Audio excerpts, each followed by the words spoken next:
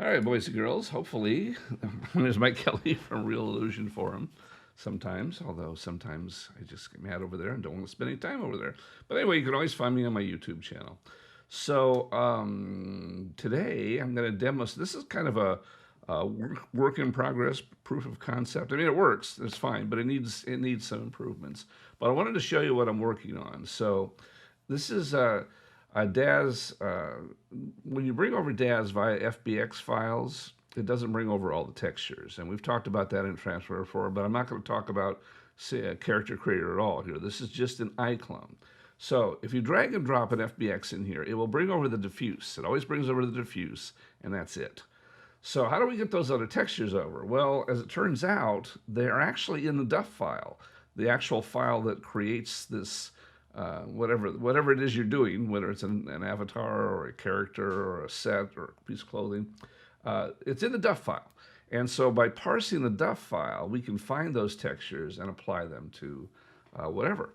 And so this now works. I have to do more of the textures. Right now I've only got a couple example files that don't have all the textures, but I will get them all. I've got the bumps and the normals and the metallics and the roughnesses. I think I have opacity. I have to look at that. Anyway, I've got to find all of them, though, to make sure we get them all, the height and all those sort of things. But what I have to do is define the name of them in the DAS side, because we already know the name of them in the Python script. But I wanted to show you how it works. So what will happen is when this is actually up and running, you're going to select your whatever prop or set or whatever thing it is that you want to get all the textures for. And then we're going to go to the script and run it. And when we actually do this correctly, you'll have to point it to the duff file that this came from. So in other words, you'll go into DAS, you'll save it out as an FBX file, and then that particular file that you use to drag in or however you opened it up inside of DAS, you'll have to point to with this. Now, right for now, I have it hard-coded for my files just because it's easier for me during testing to do that. But like I say, in the future to do. So anyway, so that's running now, and it unfortunately will take a while to run. It's going to take about, I think with this particular figure, and it's a prop, by the way, it's not an avatar. You wouldn't want to use this in an avatar. You'd still want to bring them in via character creator. But for a prop, or as this is a rigged prop, which is why we want FBX, or a set, an environment, maybe even some clothing, possibly. If you don't like the way character creator brings in the clothing, you can use this routine. But in any case, this has a lot of materials on it. Each of these things on there, there's parts of this, the skull and the pieces are all different parts. And each of them has at least one, and sometimes many. The skull has like 7 materials, and the character has a number, the torso has a number of materials. Anyway, it takes a while to find them all. So I'm going to go away and rather than let 5 minutes go by and you'll see the results. We'll cut out that portion of it, and then we'll pick it up from there. And we're back, and there it goes. So you can see that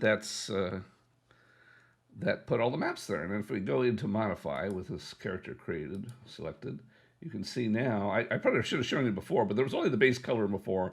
Now we have metallic, roughness, and the bump maps, and we have that on all the various attributes here. There's some different ones here, eventually. There we go, different ones.